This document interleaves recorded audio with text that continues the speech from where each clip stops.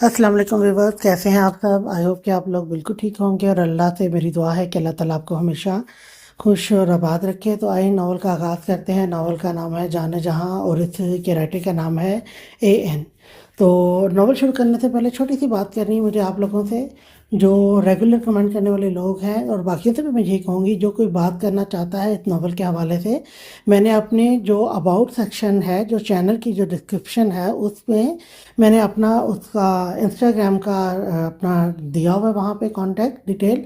तो आप वहाँ पे आए, वहाँ पे मेरे साथ बात करें आपके साथ डिटेल में, और हर नावल के ऊपर कि वो नावल रीड करना है कि नहीं करना है और क्यों नहीं करना है, या किस वजह से रीड नहीं कर रही, क्या प्रॉब्लम है। इन टॉपिक पे अगर कोई बात करनी हो तो वो हम इंस्टा पे बात कर सकते हैं, क्योंकि ऐसी बातें हम जो है वो यूट्यूब की कमेंट में नहीं कर सकते। तो अगर कोई लॉन्ग डिस्कशन करना चाहता है तो आप लोग मेरे साथ वहाँ पे डिस्कस कर सकते हैं। तो चलिए जी नावल का आगाज़ करते हैं। वजदान कमरे में आए तो मासूमा भी इसी वक्त आ गई। वजदान उसे देखकर मुस्कुरा दिया। कहाँ थे आप? मैं आई थी कमरे में, लेकिन आप नहीं थे। मैं फिर हिबा आपी, अनीता आपी और अंबर के पास चली गई थी, मासूमा ने कहा। वजदान ने उसे अपने करीब करते अपने हिसार में लिया। मेरी जान, मैं कहीं काम से बाहर गया था, इसलिए यहाँ नहीं था। चलो आओ सो जाएं, वजदान ने कहते साथ मासूमा के माथे पे अपने होंठ रखे तो मासूमा का चेहरा शर्म से सुर्ख हो गया और पलकें झुक गईं। वजदान ने पीछे होते मासूमा का गुलाबी चेहरा देखते उसे बेड पे लिटाया तो मासूमा पाँव ऊपर करके बैठ गई और वजदान उसके सामने बैठकर मासूमा को गहरी नजरों से देखने लगा, जिससे मासूमा के चेहरे का रंग और गुलाबी होने लगा। जी सो जाएं हम, मुझे नींद आ रही है अब। मासूमा ने वजदान की नजरें अपने होठों पर महसूस करते जल्दी से कहा तो वजदान मुस्कुरा दिया। सो जाते हैं, पहले मुझे तुम्हें थोड़ा सा प्यार तो करने दो। वजदान ने दो मायने कहते साथ मासूमा के चेहरे को थामते अपने होंठ मासूमा के दाएं गाल पे रखता, दूसरे गाल को अपने होठों से छूते बेसाख्ता खुद साफ होता मासूमा में खोने लगा। मासूमा को वजदान के होठों का लम्स अपने चेहरे पे महसूस होते धड़कनें एकदम तेज हुई थी। दिल कानों में गूंज उठा था। वजदान ने पीछे होते मासूमा की बंद पलकों और शर्मो हया के रंग चेहरे पे देखता, धीमी गहरी मुस्कान होठों पे सजाए मासूमा के होठों पे झुक गया और मासूमा का पहले से धड़कता दिल और धड़कने लगा। मासूमा को लगा अभी उसका दिल सीने से बाहर आ जाएगा। पर इस दफा ना उसकी आंखों में आंसू आए थे और ना ही वजदान को पीछे किया था। वजदान खुद ही कुछ ही पल बाद पीछे होता मासूमा को गहरे सांस लेता और हया के रंग देखते गहरी मुस्कान वजदान के होठों पे आई। मुस्कान का उसे पीछे ना करना, उसका ना रोना वजदान के दिल को सरशार कर गया था। वजदान ने मासूमा के माथे पे होंठ रखे। चलो आओ सो जाए, वजदान ने कहा तो मासूमा भी यूं ही नजरें झुकाए जल्दी से लेट गई। उसे वजदान से नजरें मिलाते शर्म आ रही थी। वजदान भी इसका शर्माना महसूस करता, खुद भी मुस्कुराता, मासूमा के साथ लेटता, मासूमा का सर अपने सीने पे रखता, आंखें बौंद गया। सुबह सब नाश्ता करके बातों में मसरूफ हो गए। फैसल साहब और साकिब साहब ऑफिस गए थे और बाकी सब घर थे। राकिब अपने कमरे में ही था और सारे हिबा, अंबर और मासूमा लाउंज में थे। अनीता कमरे में आई तो वजदान भी उससे बात करने लगा, उसके कमरे में आ गया। अनीता की इजाज़त में कमरे में दाखिल हुआ तो अनीता भी उसकी तरफ मतवजह हुई। अनीता, मैं तुम्हें रात को भी समझा कर गया था, उम्मीद है अब तुम इनकार करके कोई तमाशा नहीं करोगी। वजदान ने कहा, ठीक है, नहीं करती तमाशा, मेरी कौन सा किसी ने सुननी है। अनीता ने कहा तो वजदान कुछ पल खामोश होता, उसे देखने लगा, पर फिर आगे बढ़कर अनीता के सर पर हाथ रखा। खुश रहो तुम दोनों, वजदान कहता बाहर निकला। वजदान को तसल्ली हो गई थी कि अनीता अब इनकार नहीं करेगी। वो बस यही चाहता था कि एक दफ़ा इनकार ना करे, बाकी तो सब बाद में खुद ठीक हो जाता। जब अनीता का गुस्सा खत्म होता, अनीता ने इनकार इसलिए नहीं किया था कि उससे के इनकार कौन सी किसी ने मान लेना था। वजदान सीधा राकिब के कमरे में गया। राकिब जो किसी सोच में बैठा वजदान की तरफ मतवज्जा हुआ। तूने बात की है अनीता से? राकिब ने जल्दी से खड़े होते वजदान से पूछा। हाँ की है, वजदान ने कहा। तो बता क्या कहा अनीता ने? राकिब ने धड़कते दिल के साथ पूछा। राकिब का दिल तेजी से धड़कने लगा। न जाने क्या कहा होगा, कहीं इनकार ना कर दिया हो। मान गई है शादी के लिए, वजदान ने मुस्कुरा के कहा तो राकिब का दिल बेख्तियार अल्लाह पाक का शुक्र अदा करने लगा। थैंक यू वजदान, राकिब ने नम आंखों से वजदान को कहते गले लगाया तो वजदान मुस्कुरा दिया। मुझे क्यों थैंक यू कह रहा है यार, मैंने तो तुझे अपना भाई समझकर और तुम दोनों की खुशी के लिए किया, और मुझे उम्मीद है शादी के बाद तो अनीता को बना लेगा। वजदान ने कहा तो राकिब पीछे होता मुस्कुरा के वजदान को देखा। हाँ इंशाल्लाह, राकिब ने दिल से कहा तो वजदान भी मुस्कुरा दिया। चल बाहर कर चल कर बैठते हैं। वजदान ने बिना राकिब की बात सुने उसे लेता बाहर निकला। वजदान ने बड़ों से बात की कि वो शादी की डेट फिक्स करें और फिर 20 दिन बाद राकिब और अनीता की और सारिम और हिबा की शादी की डेट रख दी गई। सभी तैयारी में मसरूफ़ हो गए। सबसे ज़्यादा मासूमा और अंबर खुश थी। राकिब ने कैफ को कॉल करके कह दिया था कि वो पहले ही आ जाए। राकिब खुश था और अब उसे बस अनीता के पास आने की जल्दी थी ताकि वो उससे माफ़ी मांग सके। उसे पता था वो उसे अपने प्यार से अनीता को मना लेगा। अब ये तो बाद में ही पता चलना था कि अनीता माफ़ करती है या नहीं। अंबर और मासूमा को बस शॉपिंग ही किए जा रही थी। वजदान ने भी कोई रोका नहीं था। आज शादी को सिर्फ 5 दिन रह गए थे और जहाँ राकिब बेसब्री से अनीता के पास आने के लिए इंतज़ार में था तो अनीता ना ज़्यादा खुश थी और ना ही वो ना खुश ऐसे अपनी हालत समझ से बाहर थी। और दूसरी तरफ सारिम भी बेकरारी से दिन गुजारने के इंतज़ार में था और हिबा खुद हर रोज़ सारिम के बेकरारी देखकर बस मुस्कुरा देती और हिबा जितना हो सकता था सारिम से दूर रहती थी और सारिम बेचारा बस सब्र करके रह जाता। वजदान और मासूमा कमरे में बैठे थे जब मासूमा अपने बच्चे अपनी शादी के लिए लाए हुए सारे कपड़े कपड़े में से निकालती बेड पे रखने लगी। तो वजदान जो अपने ध्यान लैपटॉप पे काम कर रहा था लैपटॉप देखता मासूमा की तरफ मतवजह हुआ। मासूमा ये सारे कपड़े क्यों निकाल रही हो? वजदान ने पूछा। वो मैं इसलिए देख रही हूँ कहीं कोई ड्रेस मुझे अच्छा ना लगे तो मैं एक और ले लूँ। मासूमा ने कहा तो वजदान मुस्कुरा दिया। अच्छा कौन सा अच्छा नहीं लग रहा तुम्हें? अगर नहीं लग रहा तो बताओ हम ले आएंगे आज ही, वजदान ने कहा। "हम्म, आपने जो लेकर दिए हैं वो तो बहुत अच्छे हैं और जो मैंने लिया वो आपको कैसा लग रहा है?" मासूमा ने ड्रेस देखते हुए कहा। तो वजदान मुस्कुराता मासूमा को पीछे से अपने हिसार में लेते मासूमा के दाएं कंधे पे अपनी ठोड़ी टिकाई और मासूमा का चेहरा पल में गुलाबी हुआ क्योंकि वजदान ने ही मासूमा के लिए मेहंदी पे वलीमे पे पहनने के लिए ड्रेस लिए थे। सिर्फ बारात वाले दिन के लिए ही मासूमा ने अपने लिए पसंद किया था। मुझे तो तुम पे सभी अच्छे लगते हैं, वजदान ने कहते अपने होंठ मासूमा के दाएं गाल पे अपने होंठ रखे तो मासूमा का दिल एकदम तेजी से धड़का। वजदान छोड़े मुझे, मासूमा ने वजदान के अपने गिर्द बंधे हुए हाथों पे हाथ रखते पीछे करना चाहा। तो वजदान मुस्कुराता पीछे होता मासूमा का रुख अपनी तरफ किया। अच्छा तुम देख लो, अगर कोई नहीं पसंद तो बताओ अभी ले आते हैं, वजदान ने प्यार से कहते मासूमा के हाथ थामे। नहीं अच्छे हैं, मैं रख देती हूँ। मासूमा ने जल्दी से वजदान से अपने हाथ छुड़ाते कहा तो वजदान ने भी मुस्कुराते छोड़ दिया। मासूमा जल्दी से ड्रेस कपड़े में रखने लगी तो वजदान भी ड्रेस उठाकर मासूमा को देने लगा। कुछ देर बाद दोनों ही लाउंज के कमरे से बाहर लंच के लिए कमरे से बाहर चले गए।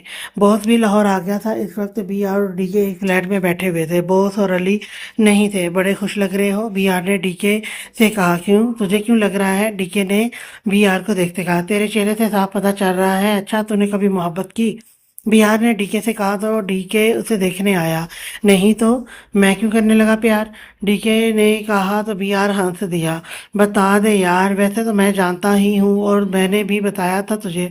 बिहार ने कहा तो डीके खफीफ था मुस्कुरा दिया। हाँ यार करता हूँ, लेकिन उसके भाई हैं वो मुझे नहीं छोड़ेंगे। डीके ने कहा तो बिहार मुस्कुरा दिया। अच्छा मुझे तो बहुत मज़ा आएगा। बिहार ने कहा तो डीके घूर कर रह गया। अभी वो कोई और बात करते कि बोस और अली भी आ गए और उनसे मिलते हुए ही बैठ गए। तो अब क्या करने का इरादा है? अली ने कहा।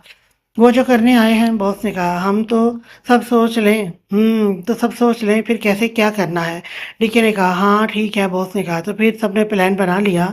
ओके मैं चलता हूँ, बॉस कहता फ्लैट से निकल गया। मैं भी चलता हूँ, मुझे भी एक काम है, अली कहता चला गया। कुछ देर बाद बीआर और डीके भी वहां से निकल गए। आज 4 दिन रह गए थे शादी के और राकिब के बार बार बुलाने पे कैफ भी आ गया था। अलबत्ता बिलाल साहब और आसफा बेगम ने एक दिन पहले ही आना था। राकिब ही कैफ को एयरपोर्ट से रिसीव करने गया था। कैफ सब बड़ों से मिलकर राकिब के साथ वहीं लॉन्च में बैठ गया और साथ इधर उधर की भी देख रहा था ताकि अंबर दिखाई दे जाए। इतने दिन उसने कैसे गुजारे थे ये उसे ही पता था। ये बाकी सब कहाँ हैं? कैफ ने पूछा। अब उसे ही पूछ सकता था, अंबर का कैसे पूछता? हाँ वो वजदान सारिम शायद बाहर के हैं और बाकी सब से तुम मिल चुके हो। राकिब ने कहा। कैफ बस इतना ही कह सका। चल यार तुझे कमरा दिखा दूँ, कुछ देर रेस्ट कर ले, राकिब ने कहा तो कैफ भी गहरा सांस लेता खड़ा हो गया। अभी वो कमरे में जाता कि अंबर सामने से आती दिखाई दी तो कैफ का दिल जैसे उसे देखते झूम ही उठा था। आखिर इतने दिनों बाद जो अंबर का दीदार कर रहा था। अंबर ने कैफ को देखते सलाम किया तो कैफ ने भी खुश दिली से जवाब दिया। आप आ गए? अंबर ने कैफ को देखते सलाम के बाद कहा। जी आ गया। कैसी हो? कैफ ने कहा। राकिब खामोशी से खड़ा था। मैं ठीक, आप सुनाएं। और अब क्या सारिम भाई और राकिब भाई की शादी के बाद जाएंगे? अंबर ने पूछा। जी बाद में ही जाऊंगा, कैफ ने कहा। ओके, अंबर ने कहा। चल अब चल के रेस्ट कर ले, राकिब ने कैब को देखते कहा जिसका चेहरा बेहद खुश लग रहा था। कैब भी अंबर के खुद से बात करने पे बेहद खुश हो गया था। उसे तो यकीन नहीं आ रहा था कि अंबर ने उससे खुद बात की है। कैफ के जाने के बाद अंबर भी हिबा, अनीता और मासूमा के पास चली गई। अभी तक अंबर की और हिबा की शॉपिंग रहती थी, इसीलिए वो आज जा रही थी और मासूमा ने कहा वो भी उनके साथ जाएगी, इसीलिए वो भी जा रही थी और अनीता ने जाने से मना कर दिया था। वजदान ने मना किया था कि क्यों जा रही हो, लेकिन उसने कहा कि जाना है तो वजदान ने भी फिर कुछ न कहा। तीनों राकिब के साथ जा रही थी। कुछ देर बाद तीनों ही राकिब के साथ शॉपिंग मॉल पहुंच गई और अब शॉपिंग कर रही थी। अभी क्या मैं वो ड्रेस देख लूं, मासूमा ने कहा। उसे कुछ फासले पे एक ड्रेस दिखाई दिया था जो उसे अच्छा लगा, तो देखने के लिए कहने लगी, हाँ मासूमा देख लो, लेकिन 2 मिनट रुको, हमारे साथ जाना, हिबा ने कहा। राकिब उन्हें यहाँ छोड़कर खुद अपने लिए कुछ लेने गया था। ओके आपी, मासूमा कहकर वहीं खड़ी होगी, लेकिन अंबर और हिबा का अपने लिए ड्रेस ही देखे जा रही थी, इसलिए मासूमा ये सोचती कि इनके पास ही है, वो कौन सा दूर जा रही है, तो देखने चली गई। मासूमा ड्रेस देख रही थी कि अपने पीछे आवाज़ पे पलटी। बॉस जी जहाँ आया था और मासूमा को अकेला खड़ा देखकर उसके पास आया था। मासूमा क्या कर रही हो, बॉस ने मासूमा के पीछे आते कहा, तो मासूमा ने पलट कर देखा। आप यहाँ भी आ गए, मासूमा ने बॉस को देखते हैरत से कहा। हाँ मैं जहाँ भी आ गया, तुम्हें कहा तो था कि मैं लाहौर आ रहा हूँ, बॉस ने कहा। जी पर अब आप मेरे पीछे क्यों आए हैं, मासूमा ने पूछा। तुम्हें लेने, बॉस ने मासूमा को देखते कहा। क्या मतलब, मासूमा ने पूछा। उसे बॉस की बात समझ नहीं आती। कुछ नहीं मतलब, समझ आ जाएगा। अब तुम जाओ, यहाँ अकेली ना खड़ी रहो, जाओ सबके पास, बॉस ने कहा। अच्छा जाती हूँ, मैं तो ये देख रही थी, मासूमा ने ड्रेस की तरफ देखते कहा। अच्छा तो ले लो, या फिर तुम्हारा शॉट लेकर नहीं देता, बॉस ने हंस के तन से कहा। तो मासूमा ने मुंह बनाया। जी नहीं, वजदान बहुत अच्छे हैं, वो सब लेकर देते हैं, मैं जा रही हूँ अब, मासूमा कहती हिबा और अंबर की तरफ बड़ी, जो खुद मासूमा की तरफ आ रही थी। बॉस भी इन दोनों को देखता वहां से वो ड्रेस लेता चला गया। मासूमा गुड़िया, मैंने कहा था कि हमारे साथ जाना, अब मेरा हाथ न छोड़ना, हिबा ने कहते मासूमा का हाथ थाम लिया। तो मासूमा भी खामोशी से उसके साथ राकिब की तरफ जो आ रहा था उसकी तरफ बढ़ी। चलें, अब ले लिया है तो, राकिब ने आते तीनों से कहा। जी भाई चलें, हिबा ने कहा। तो चारों वहां से निकले और बॉस भी इनके निकलते ही वहां से निकला। आज राकिब, अनीता और हिबा सारिम की मेहंदी थी और सबसे ज्यादा मासूमा और अंबर की चहक रही थी।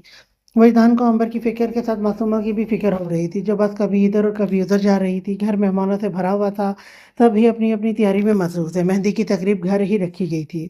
हिबा और अनीता को मेहंदी लगाने के लिए पार्लर वाली लड़कियां घर ही बुलाई थी, जिससे हिबा और अनीता के अलावा मासूमा और अंबर ने भी मेहंदी लगवाई थी। दिन कैसे गुजरा और रात कैसे हुई पता ही नहीं चला था। इस वक्त सब मेहमान और बड़े गार्डन में मौजूद थे। मेहंदी की तकरीब गार्डन में ही रखी थी। कैफ राकिब के कमरे में आया तो राकिब उसे अंदर आता देखकर मुस्कुरा दिया। कैसा लग रहा हूँ, राकिब ने मुस्कुराते पूछा। बहुत हैंडसम लग रहा है, कैफ ने मुस्कुराते कहा। तो राकिब भी मुस्कुरा दिया। अभी दोनों खड़े थे कि वजदान और सारम भी वहीं आ गए। चलो आ जाओ, सब बाहर इंतजार कर रहे हैं, वजदान ने आते कहा। हाँ चलो, राकिब ने कहा। तो सारिम बोल पड़ा, भाई कोई मेरी तारीफ कर दो, सारिम ने खुद ही कह दिया। तो तीनों ही मुस्कुरा दिए। बहुत हैंडसम लग रहा है तू भी, कैफ ने कहा। तो सारे मुस्कुरा दिया। चलो अब, वजदान ने कहा। तो चारों बाहर निकले। सारिम और राकिब ने वाइट कुर्ते, साथ गले में ग्रीन और ब्लू और ग्रीन और येलो कलर की चुनरी लिए, बालों को जेल से सेट किए, हल्की बियर्ड में बेहद हैंडसम लग रहे थे। कैफ और वजदान भी वाइट कुर्ते पहने, बालों को जेल से सेट किए, हैंडसम लग रहे थे। कैफ ने साथ गले में चुनरी भी ले रखी थी, लेकिन वजदान ने नहीं ली थी। हिबा और अनीता को पार्लर से तैयार करने के लिए आई थी और साथ अंबर और मासूमा भी तैयार हुई थी। मासूमा का मेकअप हुआ तो इसे अपनी चूड़ियां याद आई जो वो कमरे में रख आई थी, इसीलिए वो अपने कमरे में आकर चूड़ियां पहनने लगी। अभी वो ड्रेसिंग के आगे खड़ी पहन रही थी कि वजदान भी कमरे में आ गया और सामने मासूमा को तैयार खड़ा देखकर वहीं आ खड़ा हुआ और आसपास बाएं भलाए बस मासूमा में ही आसपास सब कुछ भुलाए बस मासूमा में ही खो गया, जो वजदान के ही पसंद किए ग्रीन और येलो कलर के गरारा और शर्ट जिस पे मोतियों का काम हुआ और साथ दुपट्टा लिए, बालों को पुश्त पे कर्ल किए, खुला छोड़े, प्यारा सा मेकअप किए, होंठों पे गहरी लिपस्टिक लगाए, वजदान का दिल धड़काने का सबब बने थे। वजदान बेसाख्ता वजदान बेखुद सा होता, मासूमा के पास आता, उसके गिर्द हार बनाए, मासूमा के माथे पे अपने होंठ रखे, तो मासूमा भी हया से पलकें झुका गई। वजदान पीछे होता, मासूमा के चेहरे पे हया की लाली देखता धीमा सा मुस्कुरा दिया। बहुत प्यारी लग रही हो मेरी जान, दिल कर रहा है यूं ही तुम्हें सामने बिठाकर देखता रहूं, वजदान ने कहा। तो मासूमा ने नजरें उठाकर वजदान को देखा। बिल्कुल नहीं, आप क्यों बिठाएंगे मुझे, मेहंदी में जाना है। हाँ अगर देखना चाहें तो मेहंदी होने के बाद देख लीजिएगा, मासूमा ने कहा। तो वजदान मुस्कुरा दिया। ओके पक्का ना, रात को फिर मैं देख सकता हूँ जब तक मैं चाहूँ, वजदान ने पूछा। जी बिल्कुल, पर अभी मुझे बाहर जाने दें, मासूमा ने कहा। तो वजदान ने अपने हिसार से मासूमा को निकाला। मासूमा ये लिपस्टिक थोड़ी कम करो, बहुत गहरी है। वहीदा ने मासूमा की लिपस्टिक देखते कहा तो मासूमा ने मुंह बनाया, क्यों, मैं तो नहीं करूँगी। मासूमा ने कहा, ठीक है, अगर नहीं करनी तो उसके लिए तुम्हें मुझे कुछ देना होगा। वहीदान ने मुस्कुराते दो मायनी कहा, क्या, जो भी है मैं दूंगी, लेकिन मैं लिपस्टिक कम नहीं करूँगी। मासूमा ने कहा, उसे लिपस्टिक उतारना मंजूर नहीं था। सोच लो, बाद में मुकर तो नहीं जाओगी। अगर तुम ना मानी तो तुम्हें लिपस्टिक हल्की करनी होगी। वजदान ने मासूमा के चेहरे को नज़रों के हिसार में लेते कहा, नहीं, मैं मान जाऊंगी, आप बताएं। मासूमा ने कहा तो वजदान गहरा मुस्करा दिया। एक किस यहाँ। वजदान ने अपने गाल पे उंगली रखते कहा। मासूमा तो वजदान की इस बेबाकी पे शर्मो हया से सुर्ख हो गई। क्यों, मैं क्यों करूं, मैं जा रही हूँ। मासूमा ने गुलाबी होते कहते वहां से वजदान के एक तरफ से निकलना चाहा, लेकिन वजदान ने मासूमा का बाजू थामते अपने सामने किया। देख लो मेरी जान, ये तो गलत है ना। मैंने कहा था कि अगर ना मानी तो ये लिपस्टिक हल्की करनी होगी, तो अब नहीं मानी तो चलो मैं कर देता हूँ। वहीदान ने कहते टिशू लेना चाहा तो मासूमा जल्दी से बोल पड़ी, नहीं, मैं करती हूँ, आप पहले आंखें बंद करें। मासूमा ने जल्दी से कहा तो वहीदान के लबों पे मुस्कुराहट आई। मासूमा को गुलाबी हुआ चेहरा देख रोकी मासूमा को हिबा की बात कहीं याद आई थी कि शोहर की हर बात माननी चाहिए, ना माने तो गुनाह होता है। तो दूसरा, उसने लिपस्टिक लगानी थी इसीलिए मान गई थी। ठीक है, करता हूँ, वेदान ने कहते ही अपनी आंखें बंद की। वो अलग बात ही, थोड़ी सी खोले वो मासूमा का गुलाबी चेहरा देख भी रहा था और मासूमा अपनी शर्म हया में नोट नहीं कर रही थी। मासूमा ने झिझकते थोड़ा आगे होते अपना चेहरा वजदान के चेहरे के करीब करते आंखें बंद करते जल्दी से ज़रा सा वजदान की दाएं गाल पे होंठ रखते पीछे होती धड़कते दिल के साथ चेहरा मोड़ गई। वजदान को अपने गाल पे मासूमा के होंठों का लम्स महसूस होते होंठों पे भरपूर मुस्कुराहट आ गई। वजदान ने मासूमा को थामे उसे सीधा करते मासूमा के शर्मो हया से झुकी पलकें देख माथे पे होंठ रखता पीछे होता, एक नज़र खुद को आईने में अपनी गाल पे लिपस्टिक का निशान देखते टिश्यू से साफ करते मासूमा की तरफ देखता जो वैसे ही सर झुकाए खड़ी थी। वजदान मासूमा को यूं ही चेहरे पे हया के रंग देखता मुस्कुरा दिया। चलो मेरी जान, चलें। वजदान ने कहते मासूमा को बाजू थामते बाहर निकाला तो मासूमा भी अपने धड़कते दिल को संभालती वजदान के साथ बढ़ी। कैफ कब से अंबर को ढूंढ रहा था, लेकिन उसे अंबर कहीं दिखाई नहीं दे रही थी। अगर कैफ के बस में होता तो अभी उसे देख लेता, लेकिन कैफ सबर के अलावा कुछ नहीं कर सकता था। कैफ और वजदान राकिब और सारिम के साथ स्टेज पे ही खड़े थे। वजी यार, तुझे एक काम कहा था, राकिब ने वजदान की तरफ देखते हुए कहा। कौन सा काम, वजदान ने अनजान बनते हुए कहा तो राकिब ने घूर कर देखा। मौलवी को बुलाने का। राकिब ने याद दिलाया तो सारिम भी उसकी तरफ मतवज्जो हुआ। क्या मतलब, वो किस लिए, सारिम ने पूछा। क्या तो अभी निकाह करना चाहता है? कैफ राकिब से कुछ कहने से पहले ही बोल पड़ा। हाँ, अभी करना चाहता हूँ, राकिब ने कहा तो कैफ के साथ वजदान और सारिम भी ज़रा सा मुस्कुरा दिया। इतनी जल्दी है, कल कर लेना, कैफ ने कहा। जल्दी है, तुझे पूछूंगा जब तेरी शादी हुई, राकिब ने कैफ को घूरते कहा तो कैफ खामोश होकर रह गया। अच्छा बता, मौलवी साहब को बुलाया या नहीं, वरना मैं खुद बुला लेता हूँ, राकिब ने कहा। हाँ, बुला लिया है और घर बात भी कर ली है, सबसे किसी को इतराज़ नहीं है, वजदान ने कहा तो राकिब ने सुकून का सांस लिया। थैंक यू, राकिब ने मुस्कुराते वजदान से कहा तो वजदान भी मुस्कुरा दिया। राकिब आज ही निकाह इसलिए करना चाहता था क्योंकि उसे अनीता से डर था कहीं कुछ करे ना, ऐसी इसीलिए वो आज ही चाहता था। सब फिर से बातों में मसरूफ हो गए। शगुफ्ता बेगम ने अनीता को जाकर आज निकाह का बताया तो वह हैरान ही रह गई, लेकिन फिर ये सोचकर खामोश हो गई कि कल भी तो होना है तो आज ही सही। और कुछ देर बाद मौलवी साहब भी आ गए और पहले राकिब से निकाह पढ़वाया। कैफ वजदान और सारिम ने खुश दिली से मुबारकबाद दी और दुआ दी। राकिब का दिल बेहद पुरसकून हो गया था। फिर अनीता के पास वजदान और सारिम गए मौलवी साहब के साथ, और अनीता ने भी बिना कुछ कहे खामोशी से निकाह कर लिया। सारिम और वजदान अनीता को दुआ देते बाहर आ गए तो अंबर और मासूमा अनीता को मुबारकबाद देने लगी। वैसे अनीता, मुझे तो खाला जान ने पहले ही बता दिया था तुम्हारी और राकिब भाई की शादी के बारे में, अंबर ने कहा तो अनीता उसे देखने लगी। कब, अनीता ने पूछा। जब आप सब वहीं थे तभी बता दिया था और मैं तो बहुत खुश हूँ, अंबर ने कहा तो अनीता भी ज़रा सा मुस्कुरा दी। अब क्या कहती, उसे खुद समझ नहीं आ रहा था कि वो क्या करे। हिबा भी दोनों के लिए दिल से दुआ गो थी। उसे ये तो नहीं पता था दोनों के दरमियान क्या बात है, लेकिन जो भी हो हिबा की दुआ थी सब ठीक हो जाए। सारिम और राकिब कब थे अपनी अपनी दुल्हनों के इंतजार में थे जो आने का नाम नहीं ले रही थी। आखिरकार सबको इन पे तरस आ ही गया और हिबा और अनीता को ले आए।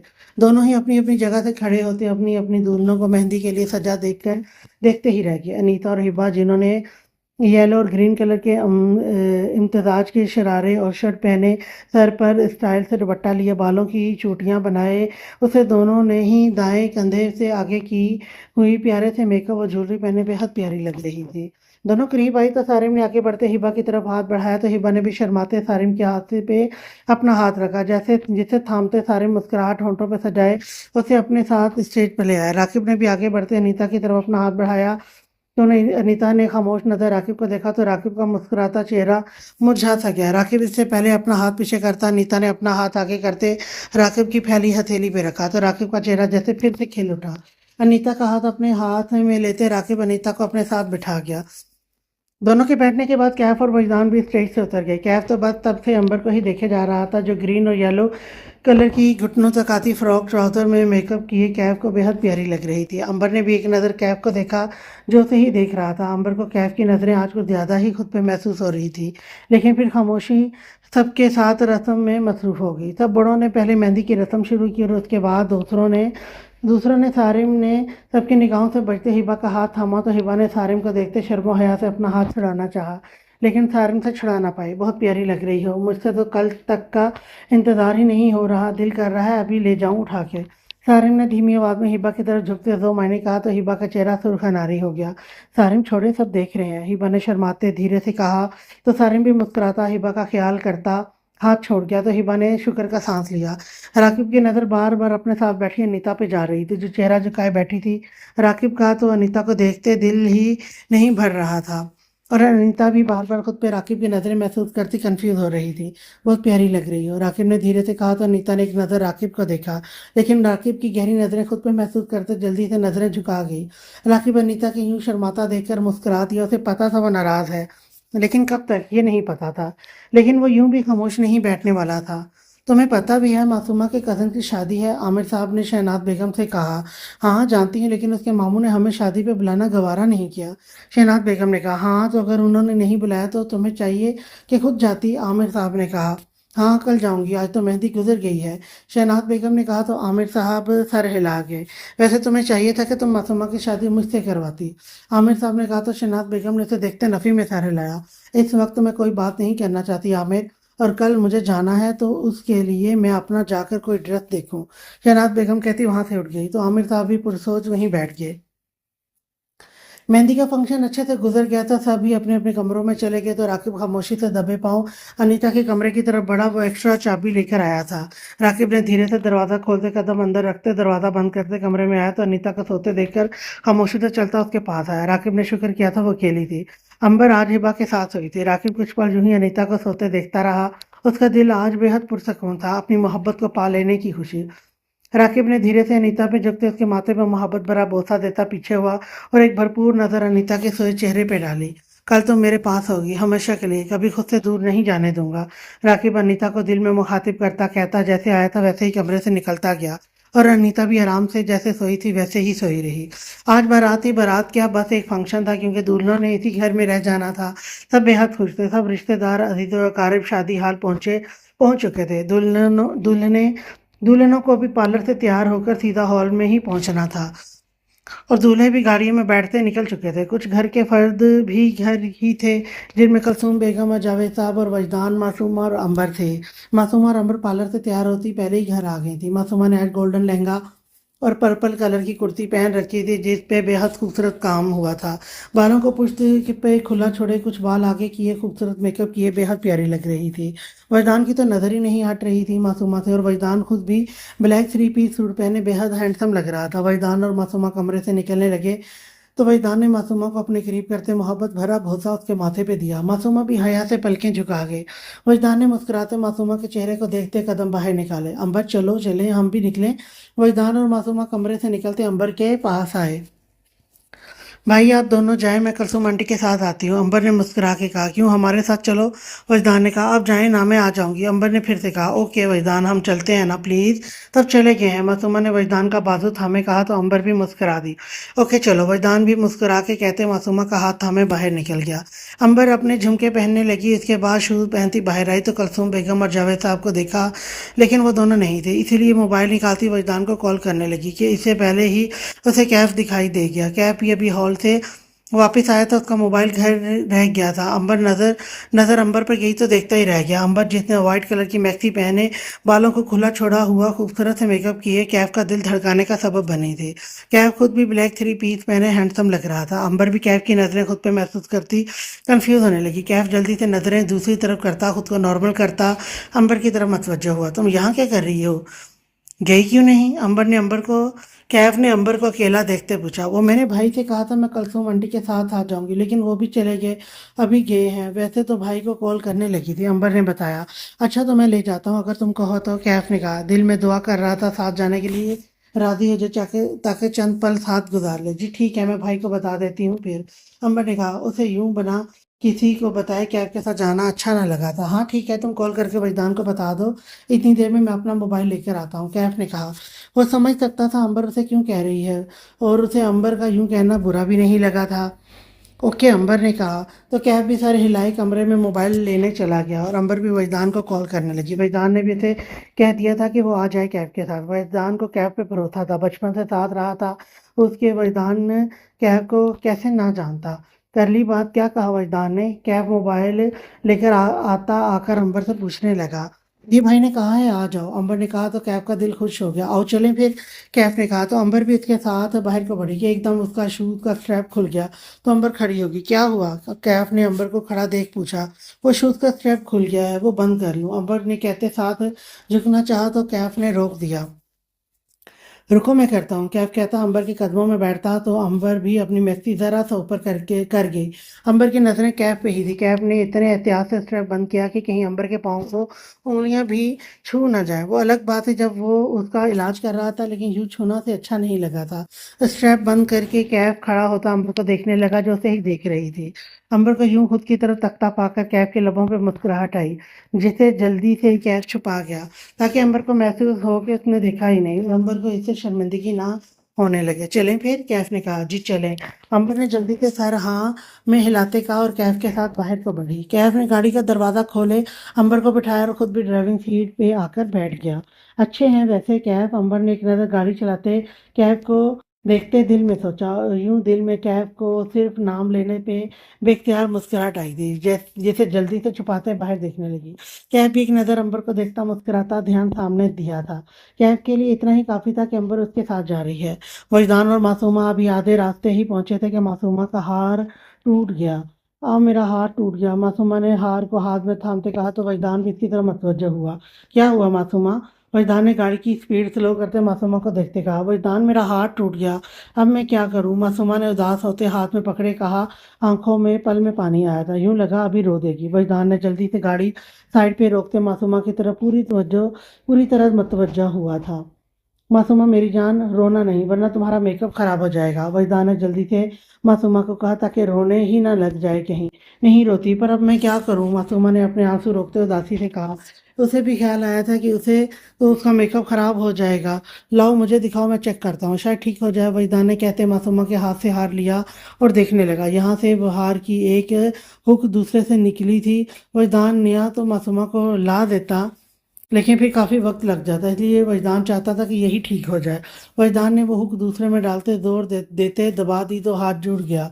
जैसे देखते मासूमा खुश हो गई। हाय, आपने ठीक कर लिया, आप कितने अच्छे हैं वजदान, मासूमा ने खुश होते कहा। वजदान भी इसको खुश देखता मुस्कुरा दिया। अब मुझे पहना भी दें, मासूमा ने मुस्कुराते कहा। चलो चेहरा दूसरी तरफ करो, वजदान ने कहा। मासूमा ने अपना रुख दूसरी तरफ किया। वजदान ने उसके गले में हार पहनाया तो मासूमा ने रुख वजदान की तरफ किया। अब मैंने तुम्हें हाथ ठीक करके दिया है तो मुझे क्या मिलेगा? वजदान ने मासूमा के होंठों को देखते दो मायने अंदाज में कहा। मासूमा वजदान की नज़रें अपने होंठों पर महसूस करती नज़रें झुका गई। चले ना, अब इतनी देर हो गई है, मासूमा ने जल्दी से कहा। तो वजदान ने मुस्कुराते थोड़ा मासूमा की तरफ झुकते मासूमा की गायें मासूमा की दाईं गाल को होंठों से छुआ तो मासूमा गुलाबी होती नजरें झुका गई। वजदान ने भरपूर नज़र मासूमा के चेहरे पर डालते मासूमा के होंठों को छूता कि मासूमा जल्दी से पीछे होगी। तो वजदान ने हैरत से देखा। क्या हुआ? वजदान ने मासूमा के सुर्ख चेहरे को देखते कहा। मासूमा की कपकपाती उंगलियां मरोड़ते मासूमा के हाथ थामते वो दूर मेरी लिपस्टिक खराब हो जाएगी। मासूमा ने नजरें झुकाई इतनी धीरे से कहा कि अगर वजदान का सारा ध्यान मासूमा की तरफ ना होता तो ज़रूर वो सुन ना पाता। मासूमा की बात सुनते वजदान के लबों पे गहरी मुस्कुराहट आ गई। ओके, पर घर जाकर मैं अपनी मर्जी से प्यार करूंगा, वजदान ने मुस्कुराते ज़ोमाइनी लहजे में कहा। तो मासूमा का चेहरा पर और गुलाबी रंगत छाने लगी, जिसे देखते वजदान के चेहरे की मुस्कुराहट और गहरी हो गई। वजदान ने पीछे से मासूमा के हाथ छोड़ते गाड़ी स्टार्ट की तो मासूमा का अटका हुआ सांस बहाल हुआ। वजदान मासूमा को गहरा सांस लेता देखकर मुस्कुरा दी और सामने ध्यान दिया। सभी इस वक्त हॉल में मौजूद थे, हर तरफ चहल पहल थी, सभी अपनी अपनी खुश गप्पों में मसरूफ थे। हिबा, सारिम और अनीता के कजन भी वहां मौजूद हल्ला गुल्ला कर रहे थे। राकिब और सारिम बेसब्री से अपनी अपनी दुल्हनों का इंतजार कर रहे थे। वजदान और मासूमा सदफ बेगम के पास खड़े थे कि शहनाज बेगम जो अभी आई थी उनको देखती इन सब के पास चली है। सदफ, ये क्या बात हुई? तुमने तो मुझे इतना गैर कर दिया, बच्चों की शादी पे भी ना बुलाया। शहनाज बेगम ने आते साथ कहा। ओ शहनाज, याद नहीं, इतने मसरूफ थे कि क्या बताएं। और अब तो आ तो गई हो तुम खुद ही। सदफ बेगम ने आखिर में जताया कि वो खुद ही आ गई है। शहनाज बेगम एक पल खामोश होकर रह गई। मासूमा, मेरी बच्ची, इधर आओ, मुझसे तो मिलो, शहनाज बेगम ने मासूमा से कहा जो वजदान के पास खड़ी थी। मासूमा ने जल्दी से वजदान के बाजू थामा तो वजदान ने उसके गिर्द अपने बाजू का हिसार बनाया। वजदान को लगा जैसे वो शहनाज बेगम से डर रही हो। आपने मिल तो लिया है, अब इतना ही काफ़ी है। वजदान ने शहनाज बेगम को देखते कहा तो वो जब्त से खड़ी रह गई। जाओ मासूमा, अंबर के पास जाओ, वजदान ने नरमी से कहते मासूमा को वहां से भेजा तो मासूमा भी सारी लाती वहां से चली गई। तुम बैठो, खाना खा के जाना, सदफ बेगम ने कहा। नहीं, मैं चलती हूँ, शहनाज बेगम कहती वहां से चली गई तो सदफ बेगम थक झटकती मेहमानों की तरफ मतवज्जो हुई। वजदान कुछ देर वहीं खड़ा कुछ सोचता रहा, फिर कदम स्टेज की तरफ बढ़ाए। यार, घर वालों को रहम नहीं आ रहा, अब ले भी आए हिबा को, सारिम ने बेकरारी से कहा तो कैफ और वजदान समेत सभी मुस्कुरा दिए। थोड़ा सब्र कर ले यार, फिर तो हमेशा तुम्हारे पास ही रहना है, हिबा ने, कैफ ने कहा तो सारिम सब्र का दामन थामते बैठ गया। राकिब तो खुद बेसब्री से अनीता के आने का इंतजार कर रहा था। सारिम और राकिब ब्लैक कलर की शेरवानी पहने हुए, बालों को जल्द से सेट किए, हल्की बियर्ड, आंखों में अपनी अपनी मोहब्बत को पा लेने की चमक लिए बेहद हैंडसम लग रहे थे। कुछ देर बाद राकिब और सारिम का इंतजार खत्म हुआ और इनकी दुल्हनें आ गई थी। दोनों के नज़र सामने गई तो पलटना ही भूल गए हो, जैसे दोनों ही अपनी अपनी जगह से खड़े होते सिर्फ अपनी अपनी दुल्हनों को ही देख रहे थे। हिबा, जिसने सारिम का पसंद का रेड और गोल्डन काम हुआ लहंगा जिस पे खूबसूरत सा काम हुआ पहने हुए, बालों को खुला छोड़े, कुछ लटें आगे किए, ब्राइडल मेकअप किए, ज्वेलरी पहने, हाथों में मेहंदी और भर भर की चूड़ियां पहने बेहद खूबसूरत लग रही थी। सारिम की तो नज़र ही नहीं हट रही थी हिबा से।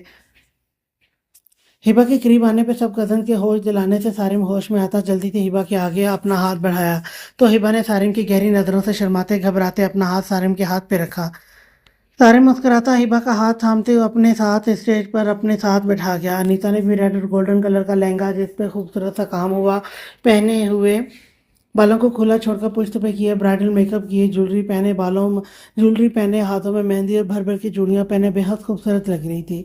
राकिब तो अनीता में खो ही गया था। राकिब ने भी मुस्कुराते अपना हाथ अनीता के सामने किया तो अनीता ने भी अपना कपकपाता हाथ, ठंडा हाथ राकिब के हाथ पे रखा, जिसे राकिब अच्छे से महसूस कर चुका था। राकिब मजबूती से अनीता का हाथ थामता उसे अपने साथ स्टेज पर लेता बैठा कर खुद भी बैठ गया। सभी दोनों जोड़ियों को खूब सहरा रहे थे और खुशियां भरी दुआएं भी दे रहे थे।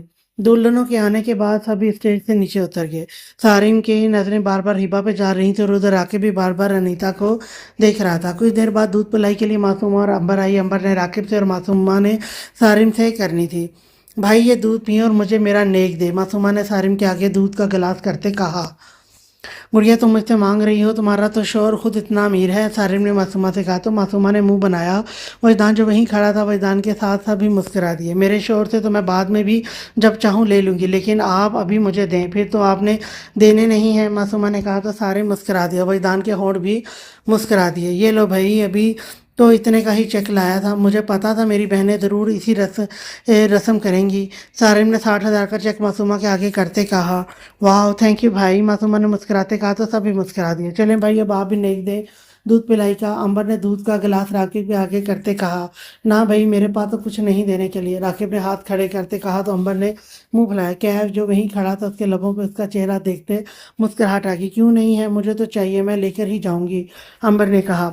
अब देखो तुम्हें तो पता है कि तुम्हारी भाभी कितनी शॉपिंग करती है, तो मैं बहुत जल्द गरीब होने वाला हूँ, तो इसलिए मुझे अब बचत ही करनी होगी। फिर ही है, राकिब ने कहा। राकिब के कहने पे जहाँ बाकी सब हंसे थे वहीं अनीता ने हैरत से राकिब को देखा। दिल तो क्या है, एक दो सुना ही दे, लेकिन अभी ना सुनाना मजबूरी थी उसकी। भाई आप दें, मुझे नहीं पता, वरना आपकी दुल्हन आपको नहीं मिलने वाली, अंबर ने कहा। तो राकिब ने जल्दी से 60,000 का चेक अंबर के सामने किया, तो अंबर भी खुश हो गई। राकिब की जल्दबाजी पे सभी हंसे थे। अनीता तो शर्म से चेहरा भी ना उठा पाई। थोड़ी देर यूं ही हंसी खुशी सब घर वालों की तरफ रवाना हो गए। कुछ देर बाद सभी घर पहुंच गए थे। कुछ रस्मों के बाद अनीता और हिबा को अपने अपने कमरों में बिठा दिया गया था। अभी राकिब दरवाजे पे गया तो आगे अंबर और मासूमा को खड़े पाया। भाई पहले नेक निकालें फिर ही अंदर जा सकते हैं, अंबर ने कहा। कितने चाहिए, राकिब ने पूछा। 70-80 हज़ार, अंबर ने पुरसोच कहा।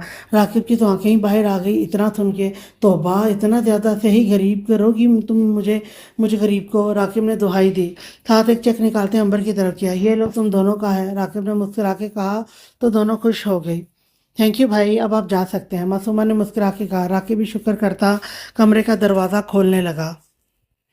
राकिब के जाते ही सारिम भी आ गए और अपने कमरे के दरवाजे पे मासूम और अंबर खड़े देख कर रुक गया। भाई ये लो अपना नेक और मुझे जाने दो, सारिम ने चेक दोनों के आगे करते कहा। दोनों ही इतनी जल्दी मिलने पे खुश होकर साइड पे हो गई, तो सारिम जल्दी से दरवाज़ा खोलने लगा। हिबा कमरे में बेड पे बैठी सारिम का इंतजार कर रही थी। होंठों पे एक खूबसूरत शर्मीली सी मुस्कुराहट थी। कमरे में बेड के बाएं जाने बाथरूम और चेंजिंग रूम और दाएं बालकनी मौजूद थी। कमरा फूलों से भरा पड़ा था। फूलों की महक हर तरफ फैली हुई थी। अभी चंद मिनट ही हुए थे कि दरवाज़ा खोलने की आवाज़ पे हिबा ने दरवाजे की तरफ देखा। नज़र सारिम पे गई, जिसके होंठों पे भरपूर मुस्कुराहट थी, और हिबा को देखते और गहरी हो गई। हिबा ने शर्माते जल्दी से पलकें झुका ली। सारिम दरवाज़ा बंद करता हिबा के बिल्कुल नज़दीक आ बैठा। हिबा की पहले से कुछ तेज धड़कनें और तेज हुई।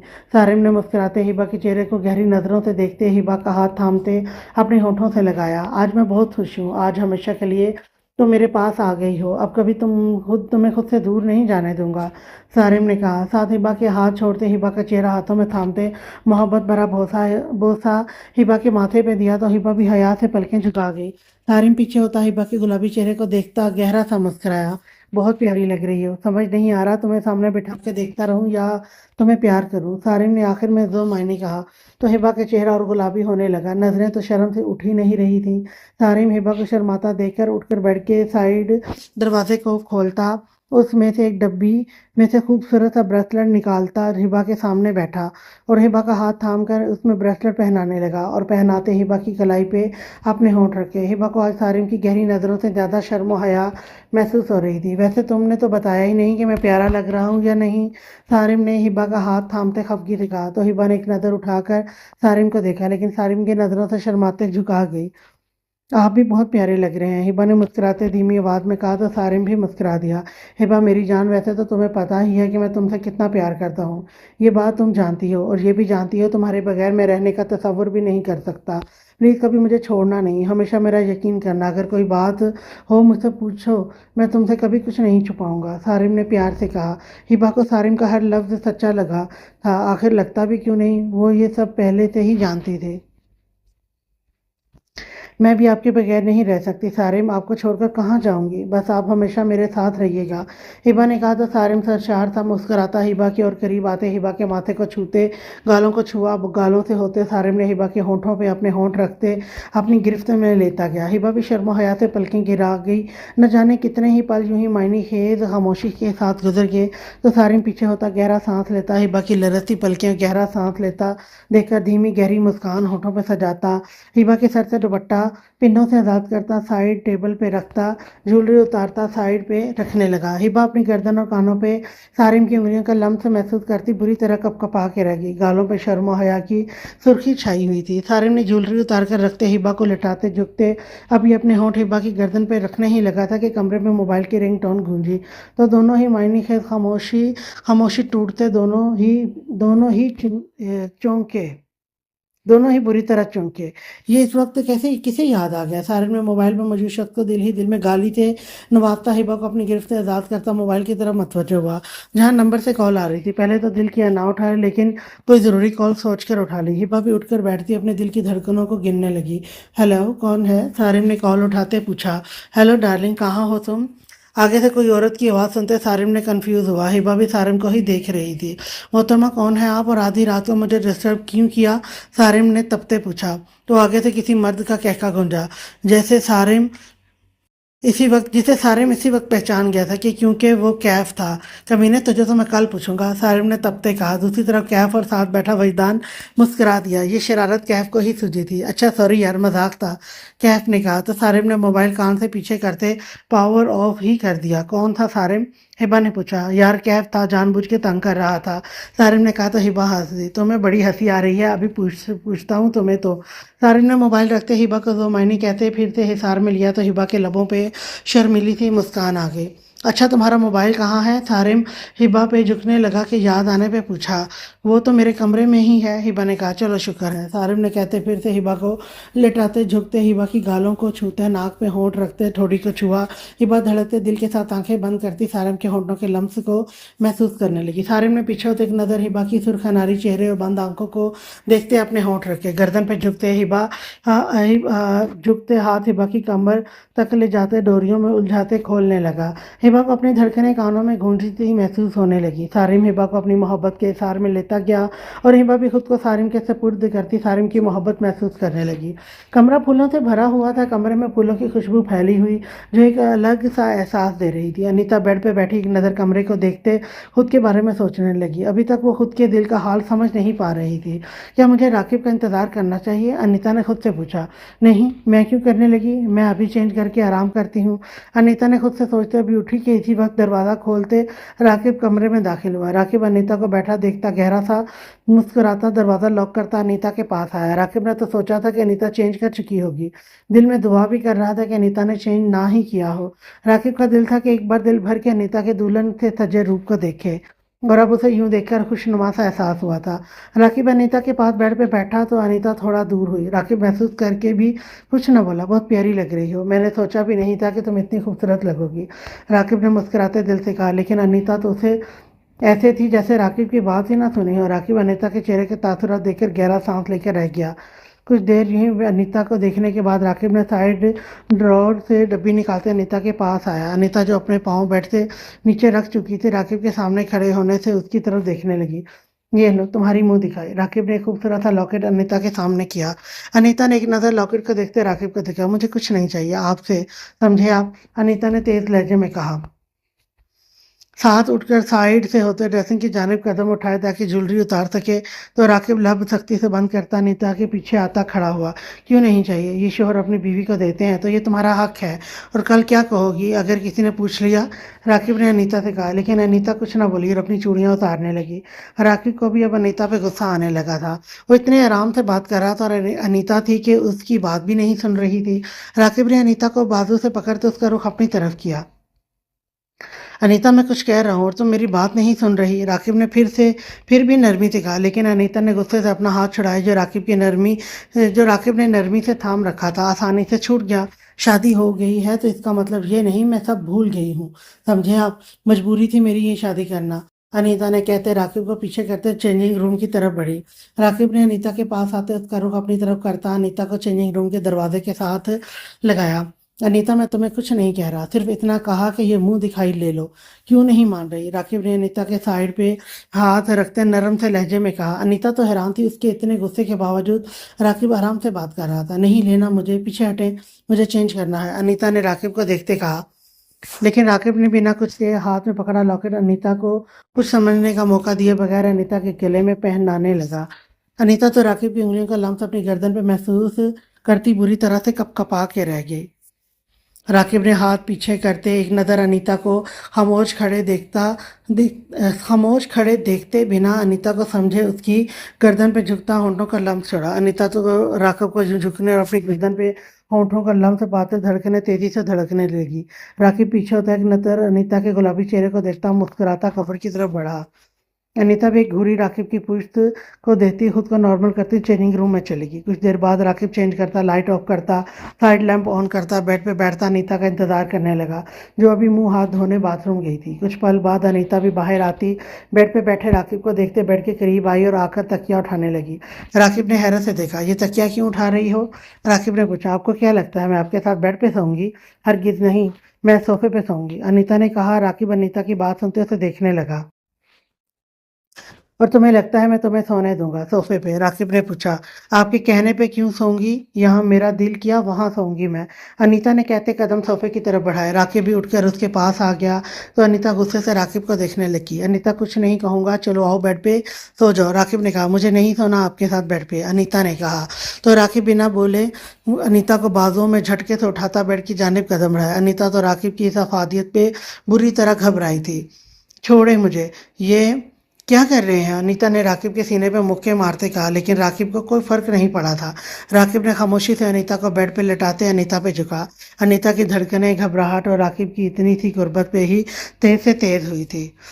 अगर तुमने मेरी बात ना मानी तो मुझसे कुछ अच्छे की उम्मीद ना रखना, राकिब ने अनीता के होंठों को देखते जो मायने कहा। राकिब का दिल तो कर रहा था कि अभी सारे फासले अपने और अनीता के दरमियान से मिटा दे, लेकिन अनीता अभी गुस्से में थी। मैं आपसे डरती नहीं हूँ, समझिए आप, अनीता ने कहा। साथ राकिब को हाथ से पीछे करना चाहा तो राकिब ने अनीता के दोनों कलाइयाँ पकड़ते बेड के साथ लगा दी और अनीता के चेहरे पे झुकना चाहा। अनीता ने चेहरा दूसरी तरफ किया तो राकिब अपने एक हाथ में अनीता की दोनों कलाइयां थामते अनीता का चेहरा सामने करते माथे पे होंठ रखे।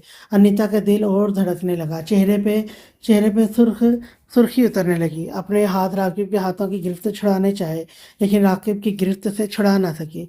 राकिब ने अपने होंठ अनीता के होंठों पर रखते अपनी गिरफ्त में ले गया। अनीता को अपना दिल सीने से बाहर निकलता महसूस होने लगा।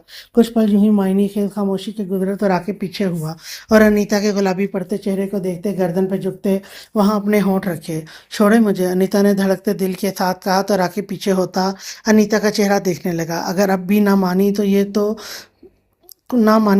ये तो कुछ नहीं, मैं वो सब कर जाऊंगा जो तुम इस वक्त तो बिल्कुल नहीं चाहती हो, राकिब ने दो मायने कहा तो अनीता राकिब को देखने लगी।